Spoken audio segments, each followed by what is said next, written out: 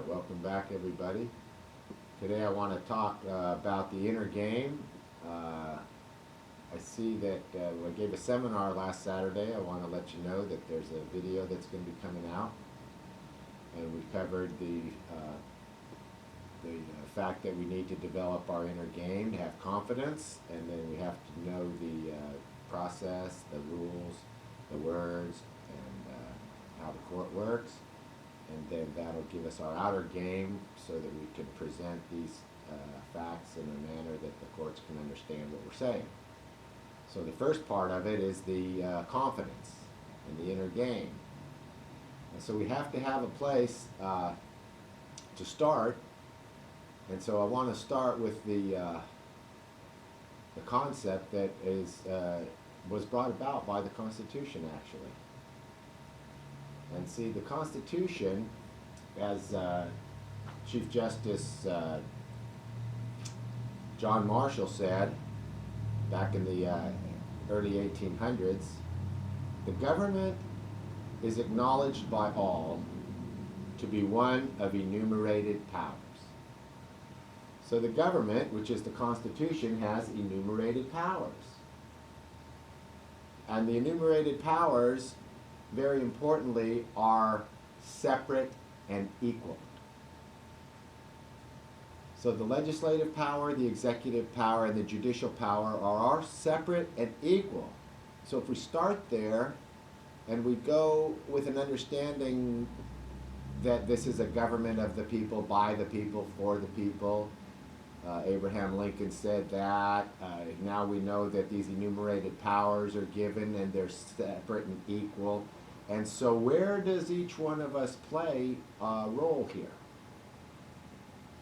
Well, the judicial power is the role that we play, and that puts us up in the top three powers. And those three powers are equal, so therefore we're at the top. So this is a fundamental understanding so that we can have confidence that the power is with us.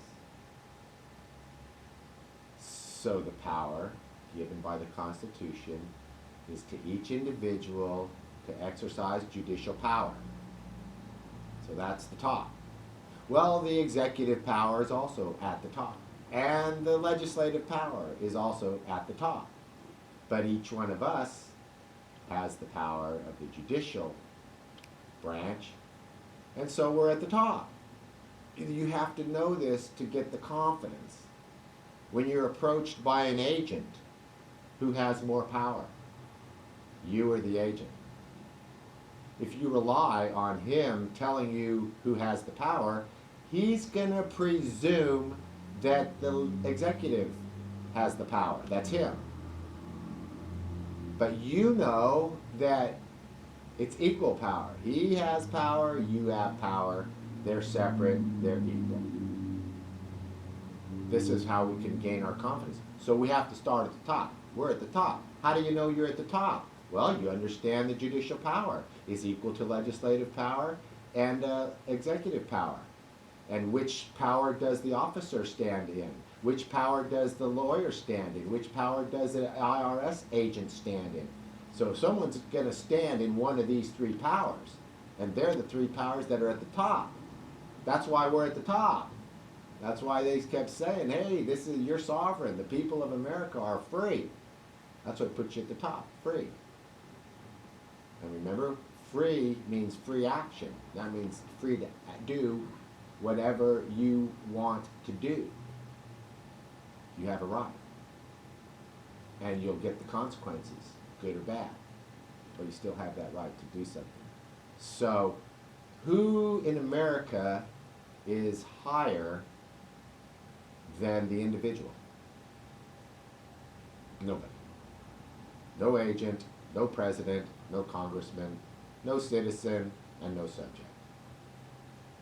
Okay, so this is how we have to understand our power is, because a legislator or anyone in the executive or a citizen or subject is going to come along and might make a different presumption. Okay, because usually these agents presume that they're higher than us.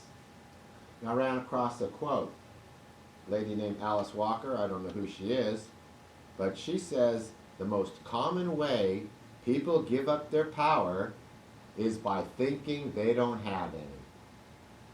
And I'll guarantee you that all these agents of government and representatives are going to tell you that you don't have power. And a lot of them might be right. If you go into the court and they tell you you don't have the power, you might not have the power there, because that's where they have the power. So not only do we have to know what our power is, we have to know where we can exercise our power. Because we don't exercise our power in the executive branch. We don't exercise our power with Congress, even though they may want us to think we do by voting. Oh, you voted for the president, you voted for the congressman? Well, that might be giving up power. Well, it's not really, but it could be presumed. Oh, you gave it up. You wanted them to do it for you. Okay, so we got to watch these presumptions. But remember, you give it up because you thought you gave it up, because you can never give up your power unless you do it yourself. Okay, now Chief Justice Rehnquist said that we start with the first principles. The Constitution creates a federal government and enumerated powers. So those powers are all granted to them, and the ones that aren't granted to them are reserved for us. So we have all the power except certain powers that are granted to the executives and granted to the legislatures, but none of them are granted judicial power. This is the key.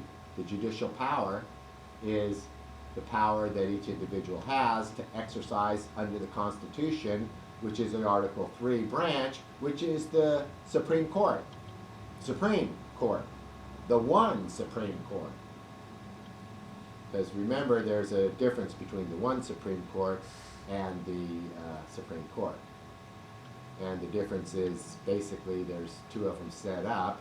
One was set up 2 years after the other, but the agents all presume the second one overrides the first one. That's the presumption. Okay, and when we rebut that presumption, they disappear. They give us exactly what we want, because they keep thinking that they're above us and have more power, but in reality they don't. But there's a way we can give it up. That's if we don't think we have it. Okay, so that's what gives us our fundamental understanding that we have power. And the interesting part about it is that a lot of times to exercise our power, we have to go to them. They hold our power for us, in a sense. Then they become our representative. We ask them to do things. So the first thing we have to ask them is to clarify their position, because when they approach us, they're making a presumption. And as soon as we clarify their position, their presumption changes and we win.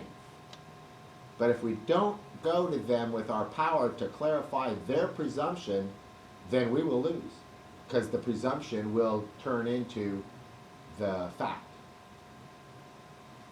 And then we have a problem, because it's not a fact. It just became a fact because we didn't rebut it. So this is very important that we understand who we are. Well, what power we have.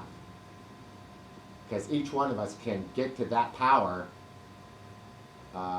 regardless of most of the contracts that we make. Even if you make an agreement, you can still have judicial power, because you can alter those agreements. So basically, I think we've covered this. And one more quote from Abraham Lincoln. He said, "America will never be destroyed from the outside. If we falter and lose our freedoms, it will be because we destroyed ourselves." See, I've met the enemy, and the enemy is us. So I want you to think about that, and next time we'll talk a little bit more about how we can use that power, and also reinforce that we do have that power. The first thing we have to know, we have the power, and we have to get that into our own understanding. Okay? Thanks a lot.